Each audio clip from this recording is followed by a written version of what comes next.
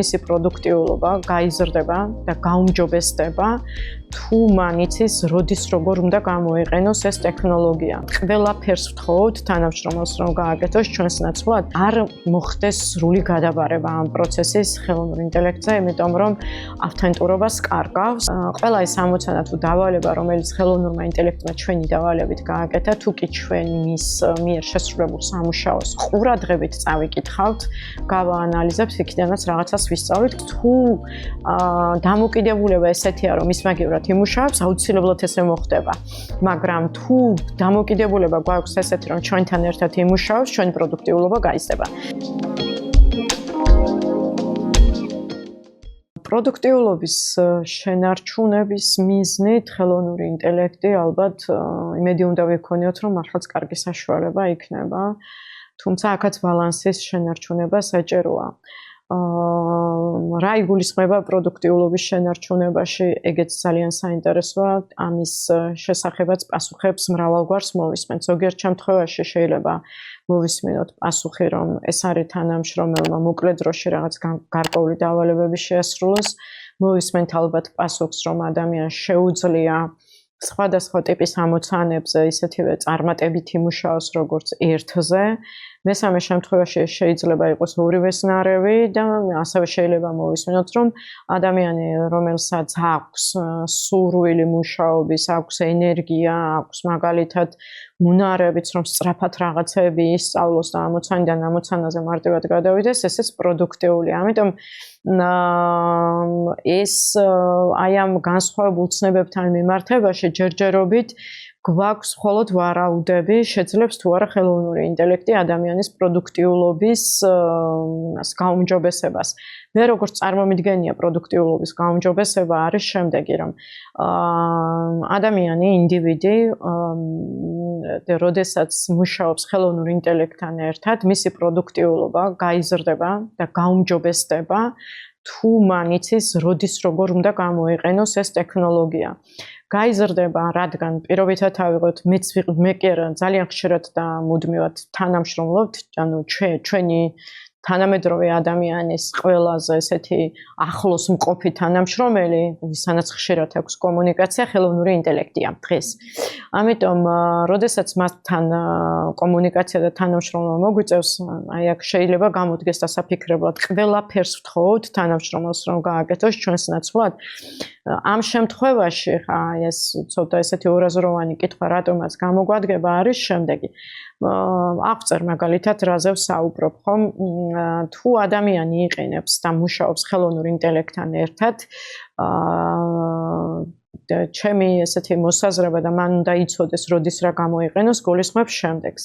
მაგალითისთვის, თუ სჭირდება რაიმე მარტივი დოკუმენტის შექმნა, რომლის შექმნისთვისაც მსოფლიო ვებში არსებული მონაცემები სანდოა და საკმარისია, მაშინ ეს დავალება უნდა დაავალოს იმას, იმიტომ რომ იმდენი საინტერესო მონაცემი არსებობს, რომ ხელოვნური ინტელექტი ადამიანზე უკეთესად გააკეთებს. ბევრი ვერსიაა, ხო ამის?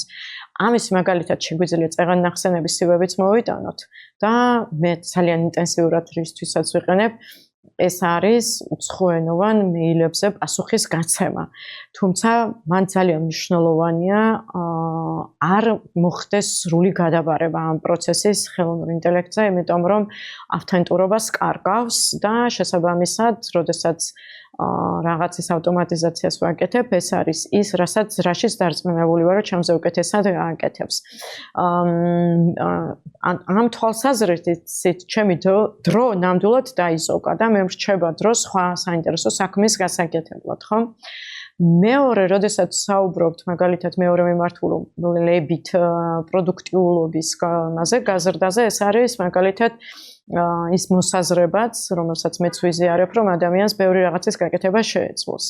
ჩემი აზრით, ის დაზოგილი დრო ადამიანს შეუძლია ისეთი სამუშაოების შესასრულებლად გამოიყენოს, სადაც სხვადასხვა უნარებია საჭირო, ფიქრი, კონცეფციის შექმნა, კითხვების დასმა ამ კონცეფციაზე, თუნდაც თანამშრომლებთან ინტერაქცია, გამოკითხვა, თუნდაც ყველაზე მარტივი არ გავსულოთ, რომ არაფერი გააკეთოს, თავისი პროფესიის მიმართულებით რაღაცის წაკითხვა, სიახლეები და ინფორმაცია დღეს ყველგან ხელმისაწვდომია და პირიქით იმხელა ნაკადია, მაგას ცალკე ცოდნა სჭირდება, როგორ გავუმკლავდეთ, ხო? ესეც დაგვეხმარება, რომ ნებისმიერი ინფორმაცია ადამიანმა თუ გაიაზრა, ეხმარება, რა თქმა უნდა, გონებრივი ისე, რა ვქვია, შესაძლებლობების გამრავალფეროვნებაში.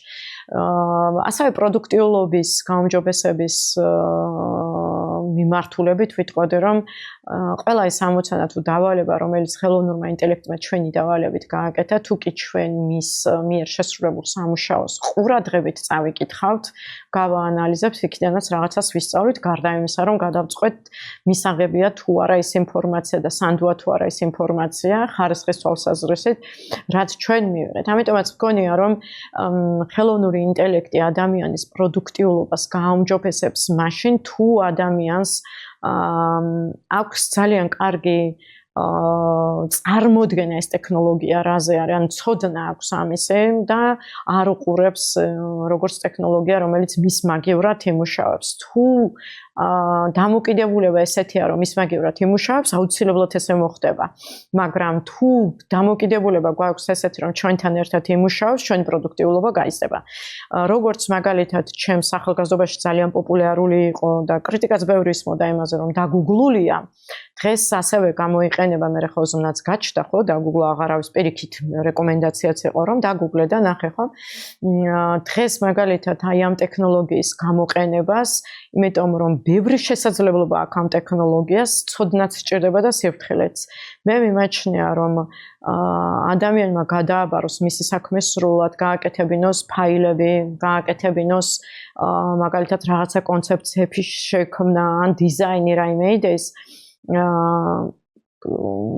დამოუკიდებლად გააკეთოს და ჩვენ მხოლოდ დავაკოპიროთ, ძალიან არასწორია და დიდ რისკებს ქმნის პროდუქტიულობას კი არ წევს. ამ შემთხვევაში რისკი არის ადამიანს კონდეს ზოგადად პროფესია მომავალში და სამუშაოც.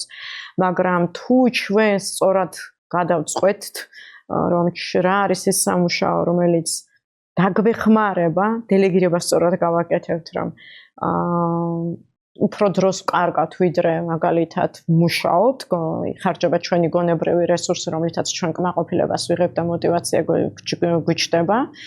მაგ შემთხვევაში პროდუქტიულობის მიღწევა შესაძლებელია და სხვათა შორის ახლა არის ზუსტად ეგ საინტერესო პერიოდი, რომელიც აი ამ 3 წლის გამოცდილების შემდეგ საინტერესო თემა გახდა. ძალიან ბევრი თვითონ ტექნოლოგიების წარმომადგენელი საუბრობს იმაზე, თუ როგორ შეიძლება ამ ტექნოლოგიამ AI-იმ გაზარდოს ადამიანების პროდუქტიულობა. დავასახელებ პიონერს Microsoft-ს, სადაც ესე იგი წაქეზება ხდება თანამშრომლებმა, ანუ შეფასების სისტემაში მონაწილეობს, იყენებს როგორ მუშაობს AI-სთან და ამ მონაცემებს იყენებენ. მეორე, ეხლა განსაკუთრებით წაქეზება ხდება, რომ თანამშრომლების შეფასებისას გამოიყენონ AI და მესამე არის ძალიან საინტერესო, ამ მონაცემებს აგროვებენ და მათ პერიოდულად აქვთ ხოლმე საინტერესო ესეთი რეპორტები, ანგარიშგებები და ჩემთვის ყურადსაღები იყო Microsoft-ის, ესე იგი საკმაოდ სიამაყით ესე იგი მიგნება, სიამაყით გაჟღერებული მიგნება, რომ ადრე მისი თანამშრომლები მენეჯერების ნაცვლად ხელოვნურ ინტელექტს უფრო ხშირად მიმართავდნენ თურმე დახმარებისთვის და ეხლა ეს პროცენტი შემცირდა და უფრო მენეჯერებს მიმართავენ ვიდრე ხელოვნურ ინტელექტს დახმარებისთვის და ეს მართლა ძალიან კარგია, იმიტომ რომ მართლმასეა ადამიანებს თუ რაიმეზე კი სჭირდებათ ან კითხვა ან ცოდნის გაზიარება, ყველა დღეს ვცდილობთ რომ ხელოვნურ ინტელექტს მივმართოთ და თუ იმას ტექნოლოგიას სწორად გამოვიყენებთ, ამის ერთ-ერთი ინდიკატორი არის, რომ ამის ნაცვლად მენეჯერთანაც გქონდეს კომუნიკაცია. ჩვენს მიერ ხელოვნური ინტელექტისთვის მიცემული დავალება, ან მაგალითად რას ნიშნავს კითხვა, ან შენ რას ფიქრობ კითხვა, რომელსაც ხშირად იყენებენ ხოლმე ციტირებ, ან მაგალითად თუნდაც რა ინტენსივობით რაზე ვესაუბრებით, ეს არის მონაცემები, რომელიც ალგორითმს ძალიან კარგად შეუძლია რომ გაანალიზოს. ეს პროცესი ხა რაც თქვენ აღწერეთ, რომ მაგალითად ხელოვნური ინტელექტი გვაკვირდება როგორ მუშაობთ და მე მენეჯერს სიგნალი გაუგზავნოს რომ მე დიაპირებს სამსახურიდან წასვლას კი, როდესაც სრულიად ყველა თანამშრომლის და საერთოდ სამუშაო სისტემაში ინტეგრირებული არის ხელოვნური ინტელექტი. Microsoft-ი წაღანა, ამიტომ ვახსენე რომ ეს ჯერჯერობით ერთ-ერთი პიონერი კომპანია, რომელმაც სრულად მოიცვა ყველა სამუშაო პროცესი, ქმნის აგენტურ ქსელს, სხვადასხვა ტიპის AI-ები არსებობს, და ხდება თანამშრომლების მუშაობის სტილზეც მონაცემების აკრეფაც, როგორ ხდება გუნდებს შორის კომუნიკაცია რა თემაზე ამაზეც, როგორ იყენებენ, იმიტომ რომ ეს ყველაფერი სჭირდებათ, რომ ეს აგენტების ქსელი გაფართოვდეს, ხელოვნური ინტელექტის სხვადასხვა აგენტი, მოდული შეიქმნას.